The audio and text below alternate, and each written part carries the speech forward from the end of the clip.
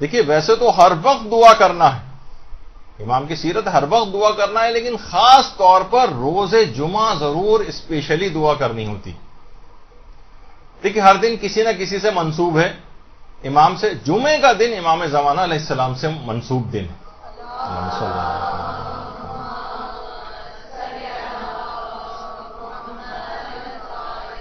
بلکہ بہت ساری روایات میں تو جمعے کو کنائے کے طور پر استعمال کیا گیا ہے، امام زمانہ ہی کو جمعہ کہا جاتا ہے روایات کے اندر۔ خود ہمارے جو چھٹے امام جعفر صادق علیہ السلام فرماتے ہیں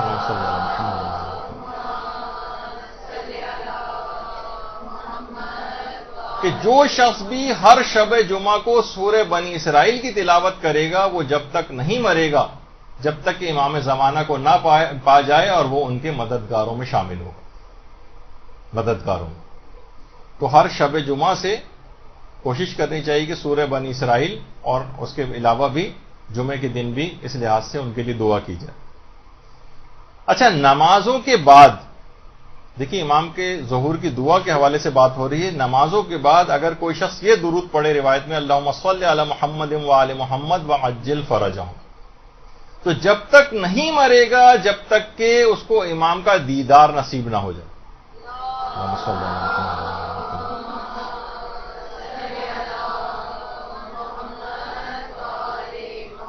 اور امام زمانہ سے اسی نسبت کی وجہ سے بھی غالباً امیر المومنین نے جمعے کے دن کو عید کا دن بھی قرار دیا، گویا ہر جمعے کا دن ایک عید کے دن کی طرح سے۔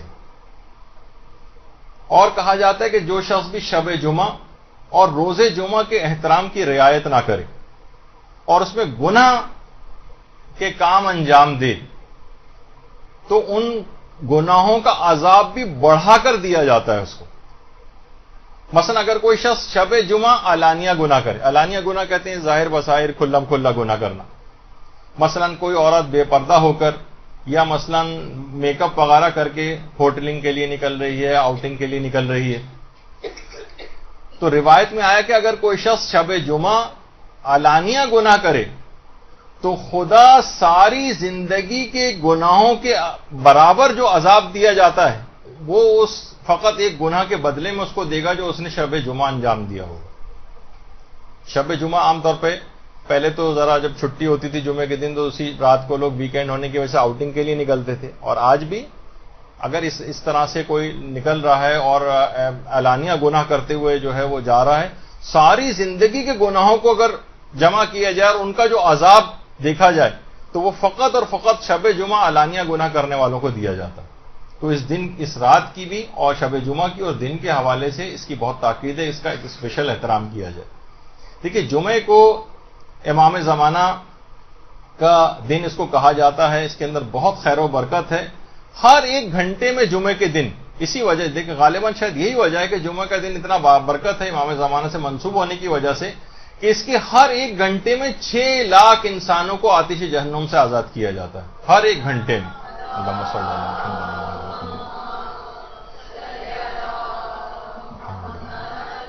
تو ایک خاص احترام اس کے دن کا کرنا ہے اور اسے بالکل آپ کو ضائع نہیں کرنا ہے۔ اس دن غسل جمعہ انجام دیں اور اس دن جو ہے نمازیں پڑھیں، عبادات خدا جو ہے وہ انجام دیں، اذکار کچھ اسپیشل قسم کے جمعے کے دن ہے وہ آپ پڑھیں، درود آپ زیادہ سے زیادہ اس دن پڑھیں، اور خاص طور پر امام زمانہ کی تعجیل فرج کی جو دعائیں ہیں وہ ضرور اس دن اسپیشلی انجام دیں، دعا کے سلسلے میں جو حکم۔ دیکھیے جب برادران یوسف نے آ کر معافی مانگی تھی حضرت یعقوب سے، اپنے باپ سے کہ ہمیں معافی کی درخواست کی تھی، تو حضرت یعقوب کا ایک جملہ قرآن نے نقل کیا کہ قال سوف استغفر لکم ربی انہ هو الغفور الرحیم، میں ان قریب تمہارے لیے خدا سے استغفار کروں گا،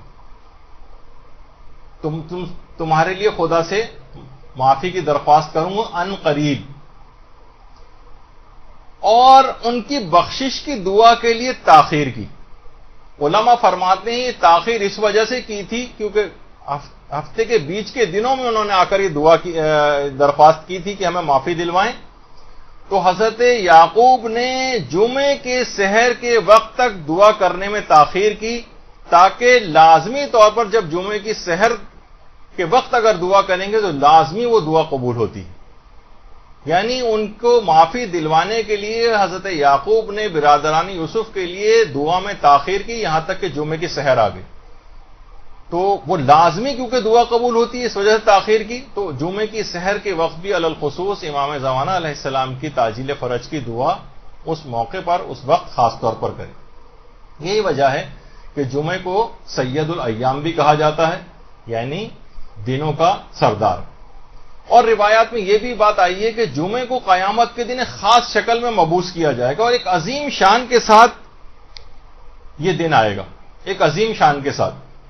سید ابن طاؤس فرماتے ہیں کہ یہاں جمعے سے مراد کنایا ہے امام زمانہ علیہ السلام مراد ہے کہ عجیب و غریب شان کے ساتھ امام زمانہ قیامت میں آئیں گے. اور یہ بھی روایت میں آیا کہ جو بھی اس دن محمد و آل محمد پر درود بھیجے گا خدا اس کی شفاعت لازمی کرے گا.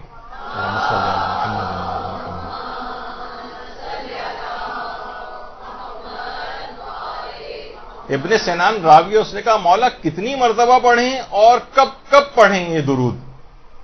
امام نے فرمایا 100 بار پڑھو, یعنی جمعے کے دن 100 مرتبہ اس درود کو پڑھو